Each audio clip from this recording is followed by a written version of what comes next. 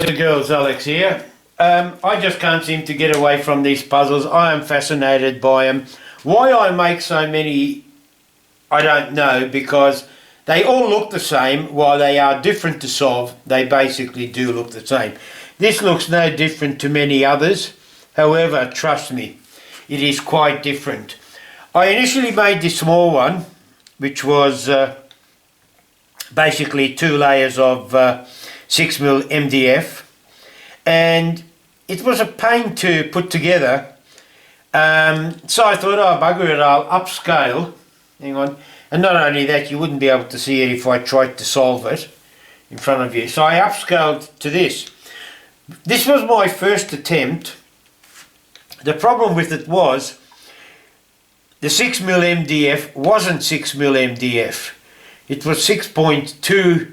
And when you layer 4 pieces together, you're getting what, 24.8, nearly 25mm.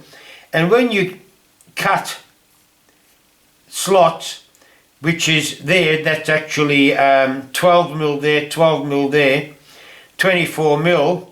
A 25mm just won't fit in there. So I had to do a lot of sanding to get that to fit together.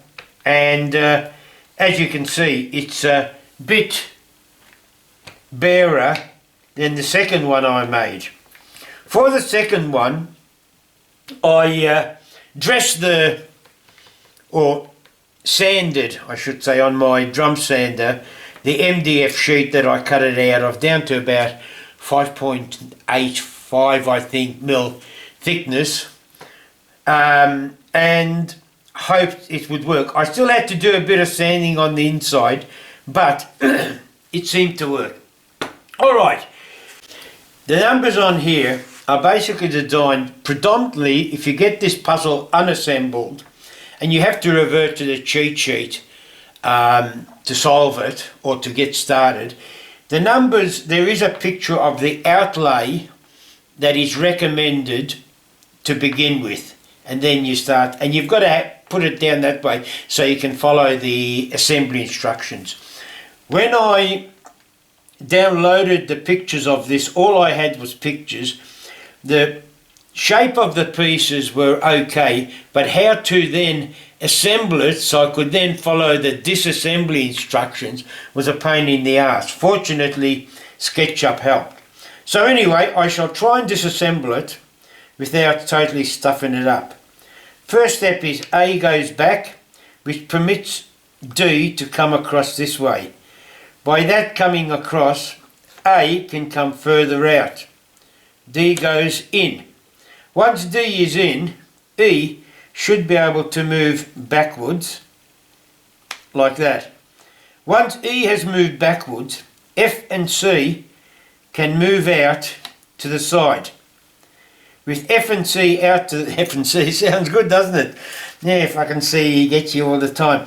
F and C out, you can move C up and out, and once C is out, it just basically, well, I won't say fall apart, but the rest of it is fairly straightforward. And as you can see, this is where the numbers are okay, are helpful, because it predominantly basically tells you that this is how you need to line up the items,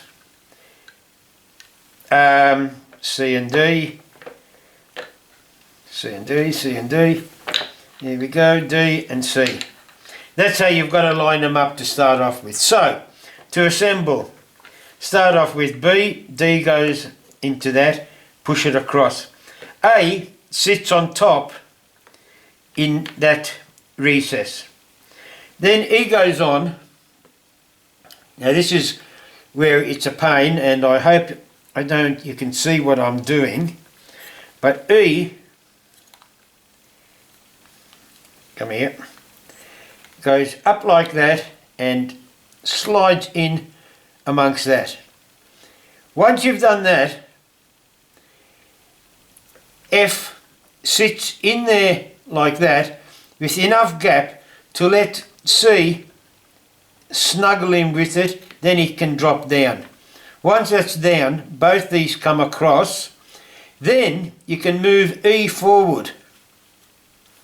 With E forward, you can then move D across, lets you move A in there, D back, A across, and there it is. And holy shit, I've never solved a puzzle that neatly before. However, having said that, I've had a lot of bloody practice in trying to, from the diagrams, as I said, after I had the shapes, trying to sort out how to actually assemble the bloody thing, because the instructions showed you how to disassemble it. And reverse engineering was semi-good, but you didn't know, because of the bad pictures, you couldn't actually tell the exact orientation of the piece. And it didn't have all these neat little layers whereby you could see, well, okay, those layers are horizontal, these layers are vertical in such and such a way. But anyway, there you have it. There's a little one there. I normally make my little ones so I can give them away, but no bloody way known, because I've still got to use 2mm dowels to construct this. Actually, 2mm toothpicks. But it's just such a pain in the ass. However, now you'll see why I have this little thing up there, because I'm up in the office. I designed it on the computer, and while I'm stuffing around, I'm putting it together, gluing it, and many a times you do glue stuff-ups. Because when you've got 4 layers, put the parts in the wrong layer order and the part is useless. And being super glue, as soon as the glue sets within a few seconds, it's not like you can pull it apart and redo it. So there you have it. Okay, boys and girls, that's it.